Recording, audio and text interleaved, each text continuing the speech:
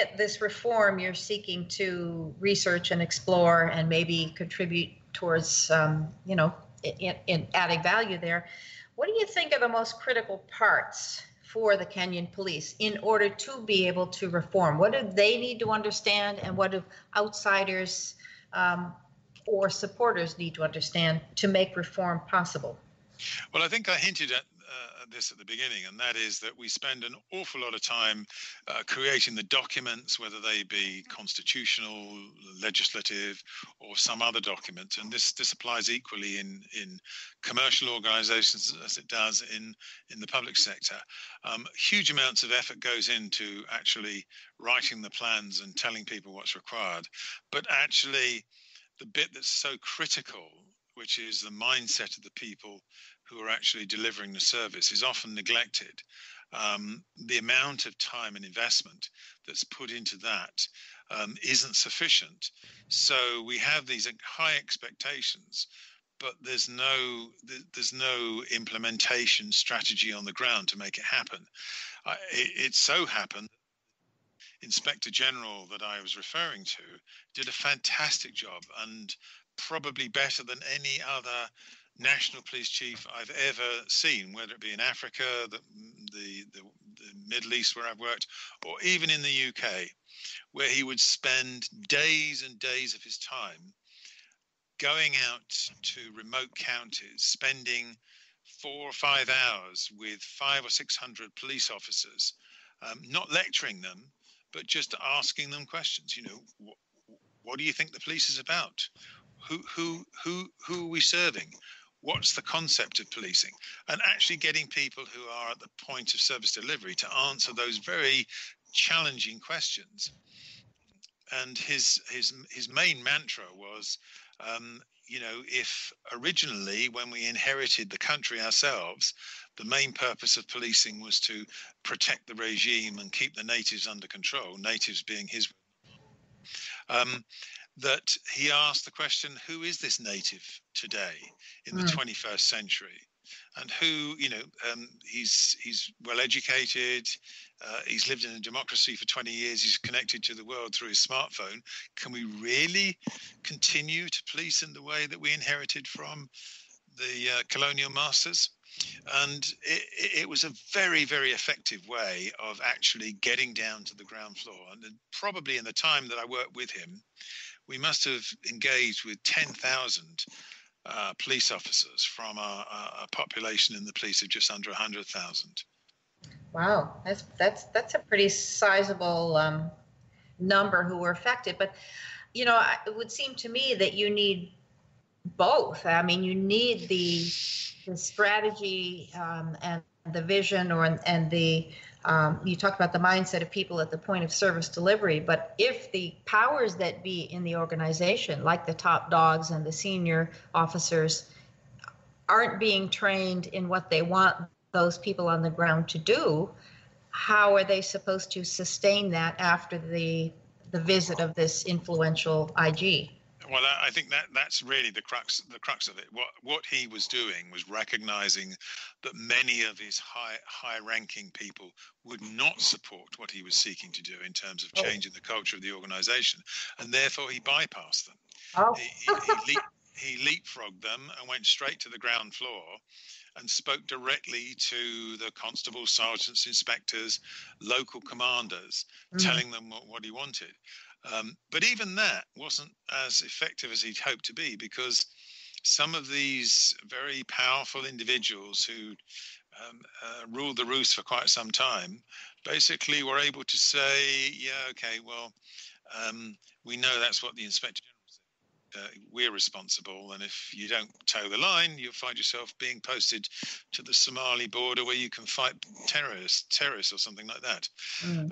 So what it's illustrative of is the very, very complex concept of reform, and how much investment and energy and innovation and sustainability that needs to be built into a successful process. And I'm starting to recognize, even though I'm sort of halfway through my PhD, I'm starting to recognize that there's no such thing as a perfect reform profile. And as one of my mentors talked about in another country, reform can be explained as islands of excellence in a tree, in a sea of apathy. Oh dear. So what you got to do is constantly working at the areas of weakness or areas that need, tweaking, in order that ultimately the whole organization gets that critical mass where it can then shift and become the organization that's identified. Okay, and really probably the last question as we sort of move towards wrapping up our conversation here. Obviously, the police as an organization serving the public, which is their mandate through the Constitution that you mentioned, doesn't act in a vacuum.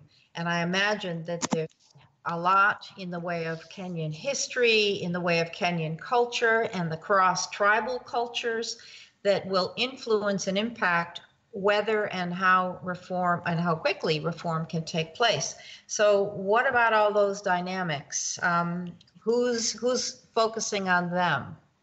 You've obviously been reading chapter 2 of my thesis. Oh, not because I mean, the one thing, and you quite rightly highlight the fact that reform and for that matter, policing generally doesn't exist in a vacuum, and all of the considerations, political, social, economic, have to be taken into consideration to determine exactly what can happen. We can all have the fantasy journeys of what the ideal situation is, but it's got to be anchored in the context of the now and the potential for the future in terms of how the political situation is, whether or not in Africa, as in many other parts of the world, the influence of big men who are sometimes in government, sometimes not, how much they will allow successful policing to develop.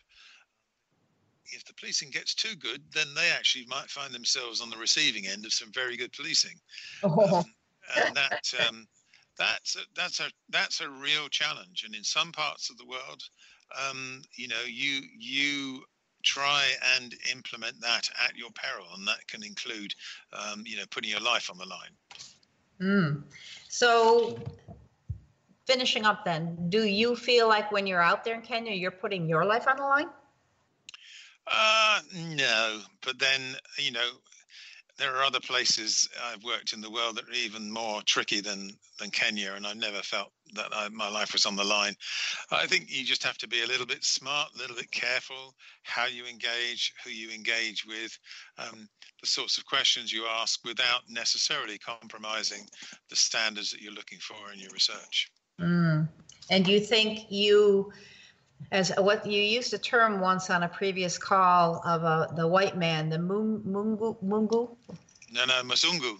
Musungu. Okay, so you as a Musungu, even though you have a past history of living a couple of years in Kenya, do you think they actually give you honest answers when you ask them these research questions? Yeah. Yes. There's obviously a line across which they will not cross, but I've had sufficient engagement with some of the people I've worked with now for 3, 4, 5 years. Some of them I pro bono still advise and develop and mentor, and I get some clear pictures from them about the realities of them trying to do their work, trying to engage and reform. So no, I'm never going to get, but then no researcher ever gets the real inside story. I'm going to get much closer than somebody who hasn't got the background there that I've got. Mm-hmm. So are you optimistic? I am. I think one of the things is time frame, and the expectation sometimes is unrealistic. Things can shift, but it's going to take generational change. And if you're a donor government and you've got a 2-year program, you have high expectations in your log frame about what's going to be achieved, you're going to be grossly disappointed. Mm. But if you look at the longer term, the generational change, then things can shift. Fantastic. Well, thank you for the part you're doing, because as you said, Kenya in Africa is one of the more stable countries, well-educated people, lovely people. And if they can pull this off, even with gradual reform that eventually takes on a critical mass, you can feel proud that you were part of making that happen, and it will have a ripple effect. So thank you. Well, okay, my pleasure. And thanks for being with us here today. And I want to thank our listeners as well. So for Douglas Brand, you can find him at douglasbrandspeaking.com if you want to look him up and perhaps throw him some questions yourself. And otherwise, we'll bring him in another few months down the line and just see what new has changed. Thanks to our listeners. Look up on our SOB Radio Network for our archived shows, and we hope you tune in with us next week as well. And remember, the life you live is the legacy you leave. Bye now.